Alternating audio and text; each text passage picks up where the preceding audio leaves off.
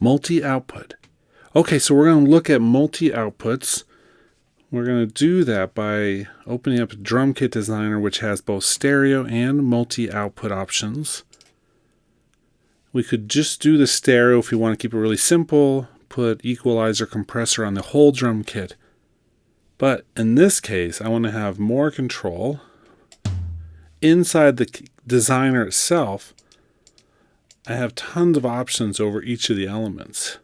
But I also want to be able to do that with my mixer.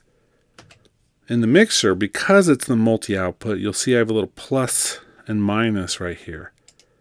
When I click on that, it gives me another track. It has a name already, has an input, which in this case is from the instrument.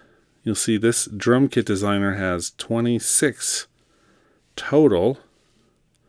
Well, if you count, these are really starting on 3, so it has an additional 24 total. But all of these go out that. And so, watch this. I'm going to click on the toms. You'll see they still go out the main one.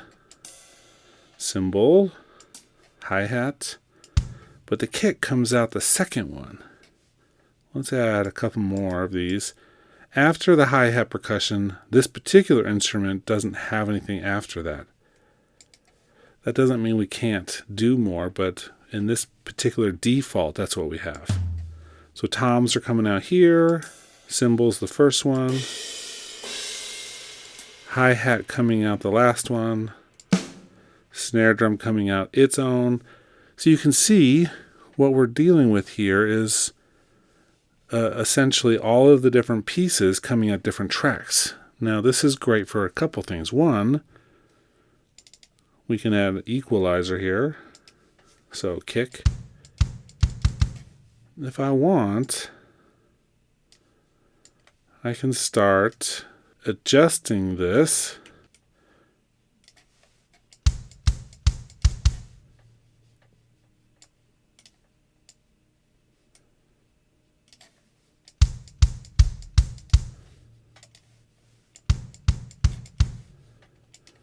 And get the exact sound that I want. I can put a compressor on here. I can do anything I want. And I've got that control. Not just with that, but also with automation. Check out what happens when, you'll see I just have one track up here in my range. But I want to, say, work on some toms with some automation. I put it in touch. It auto-creates a track up here in the arrange window. When I push play, I can move this however I want. In touch mode, when I let go, it automatically snaps back to the original line. Not just volume, but also other parameters that are here.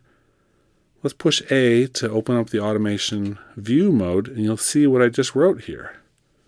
There's my volume. There's the panning I just made adjustments to. And if you have this attached to your iPad app or your phone app, you can do that in a much more tactile environment. It's pretty cool. So, multi-output gives us a lot of power with the instruments that have it and allows us to very easily get these out on separate tracks. There's other ways to do this without having that, but this is by far one of the easiest and most efficient ways. We're gonna go get some donuts. Guess I need to look and see where we're going now. Tell us how to get there.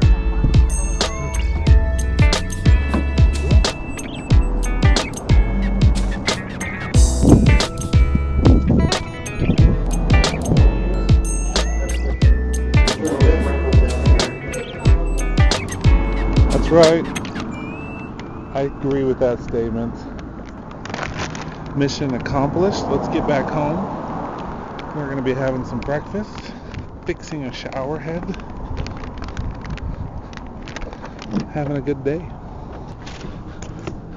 I apologize. It's pretty awesome.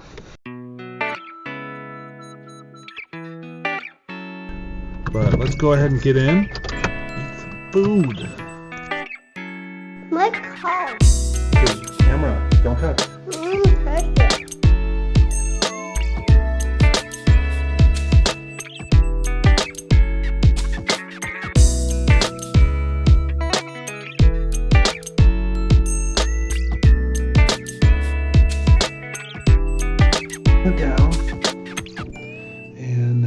Not slowing it down at all.